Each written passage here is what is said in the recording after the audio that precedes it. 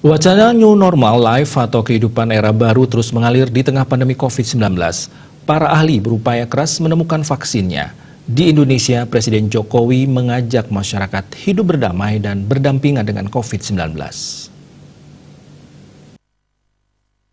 Untuk menjalani era baru, perlu penumbuhan kesadaran diri masing-masing individu masyarakat Indonesia untuk mengimplementasikan ajakan New Normal Lives tersebut.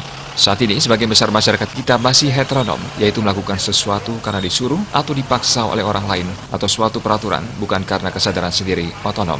Salah satunya, mengikuti dan melaksanakan protokol kesehatan secara ketat. Ketua Pusat Penelitian Kesehatan Masyarakat UNED, Dr. Made Adi Wirawan mengatakan, kehidupan kenormalan baru merupakan upaya yang tengah ditargetkan pemerintah menuju kehidupan normal yang sesungguhnya.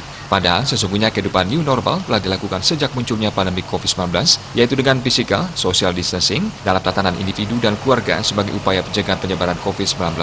Untuk melonggarkan kebijakan physical social distancing dalam menyambut kehidupan new normal, ada 6 syarat minimal yang harus dipenuhi. Pertama, transmisi lokal harus terkontrol. Kedua, kapasitas layanan kesehatan harus memadai dan terkontrol. Ketiga, resiko outbreak atau wabah disetting khusus di rumah sakit atau pusat-pusat perawatan lansia. Keempat, kasus imported case harus terkontrol dengan baik. Kelima, pintu-pintu masuk Bali harus dijaga dengan ketat. Keenam, edukasi tentang COVID-19 harus berjalan dengan baik. Ketut Winata, Bali Pos melaporkan.